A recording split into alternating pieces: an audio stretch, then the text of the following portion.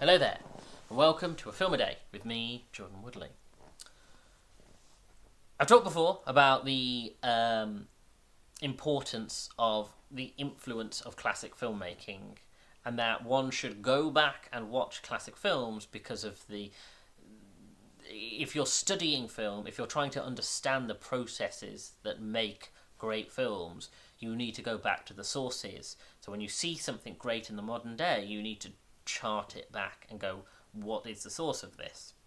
I've also talked about the Citizen Kane concern, where because something is so influential and has influenced film culture so intrinsically, it means that going forward you've seen all the tricks and styles done again and again and refined and subverted.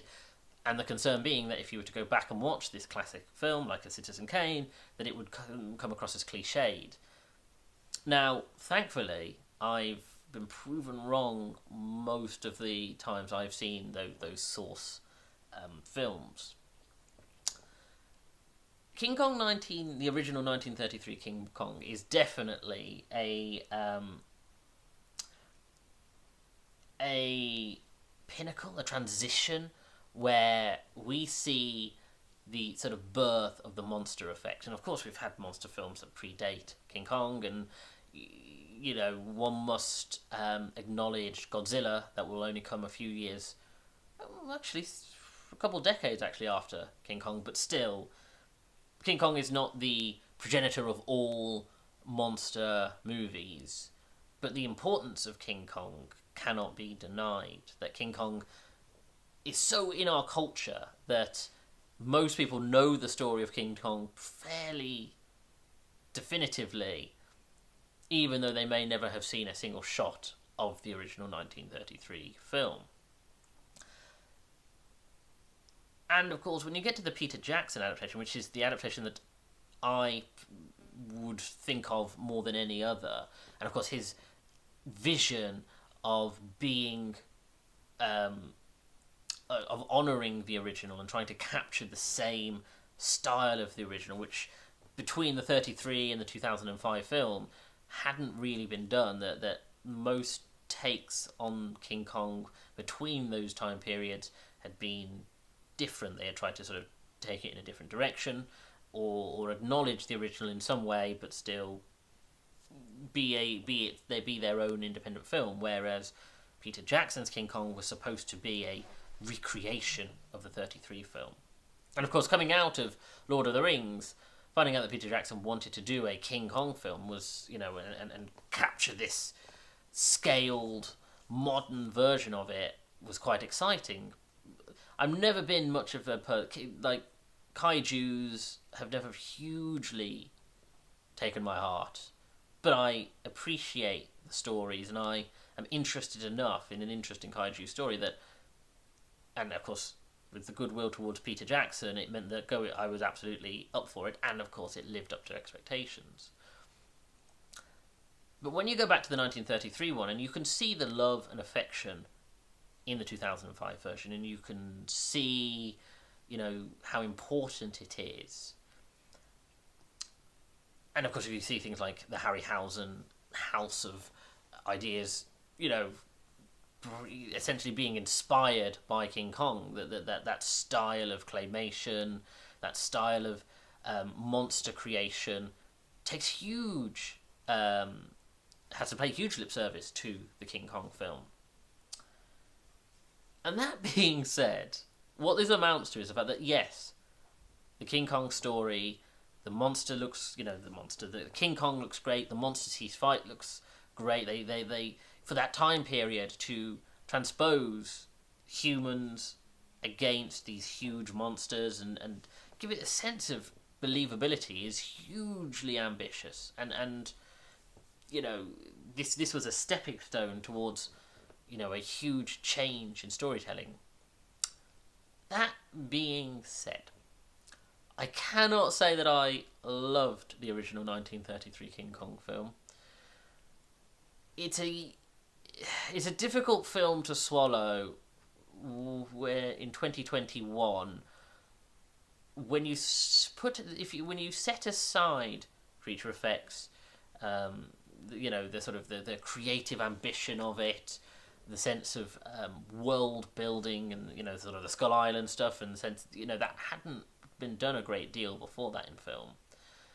When you get to the basics of story and character, it's not a film that I particularly found an easy watch. I think there are some really interesting things in it. I think the idea of the filmmaker Denoir, being this sort of maverick, crazy man who is known for sort of filming animals and putting himself in danger, and the idea of him escalating the danger is an interesting story. He is an interesting character, and Anne, she has an interesting backstory. The idea that she's just taken off the street, you know what I mean? Like, she's just a random woman passerby, and ends up becoming what she thinks is going to be this big film actress, to then significantly more happening. So it's not without merit, but it is not. It is a film of its time, and there are elements of it that, yes, we can talk about the problematic nature of it, the incredibly misogynistic storytelling, particularly where it comes to the male love interest, particularly in the way that Anne is damseled, and the fact that she doesn't really have a great deal of autonomy, to the point where in the second half of the film, she doesn't even have that many lines. And of course, you can talk about the racism, the racist depiction of one of the crewmates, and of course the native people. Yes, that is all terrible, genuinely insufferably bad, and ages like soured milk. That being set aside, and one can make the case of, it is of its time, etc., etc., but forgetting that for a moment, even outside of it, it is just a very, and I feel harsh saying this, it's a very dull film when King Kong is not on screen. And of course that is understandable. He is the titular character. But frankly, there is definitely a section, particularly when they're on Skull Island and King Kong has been revealed. From that point on, any time when King Kong is not around, and you're following the human characters, especially when they're marching around trying to find Anne, it's a very dull film. It's a very, very dull film. And it's, for its running time, there's just long stretches where, frankly, nothing happens. Where you're just following people marching through jungles. And it just doesn't have and it's unfortunate to say, it doesn't have the nuance of the Peter Jackson one. The Peter Jackson one really works hard to establish a genuine romance for what it is between Anne and King Kong, so that his affection towards her makes sense, and there's almost a mutual romance, and of course they completely nix the sort of human romantic story, because frankly it's superfluous in the original film, and therefore you have a greater sense of tragedy for King Kong, whereas in this version he is just a monster. There is some interpretation of what he's doing, and the fact that he does seem to have an affection for Anne, and the whole beauty killed the beast aspect, but it's not, understandably, it just doesn't have the complexity that I greatly appreciated in the Peter Jackson one. And it just of course you have the big final set piece, and actually the planes attacking King Kong is actually a really well done set piece, particularly when it has moments where you're seeing it almost from the cockpit's perspective. I actually think that sequence is better than I even imagined it would be. And so yeah, in terms of set piece, in terms of monster creation, yes, it is classic and hugely important, but it's not a film I particularly cherish going back to, and it is not a great film beyond the ambition and creative design. And that's a shame, because when of course Godzilla, which I acknowledge later, does really try to tell quite a complex and interesting story, and of course there's the subtext about nuclear holocausts and the destructive nature of sort of represented through Godzilla. But it just, that, and I know that is some decades later, but still, it just doesn't, compared to King Kong, it's just head and shoulders in that respect.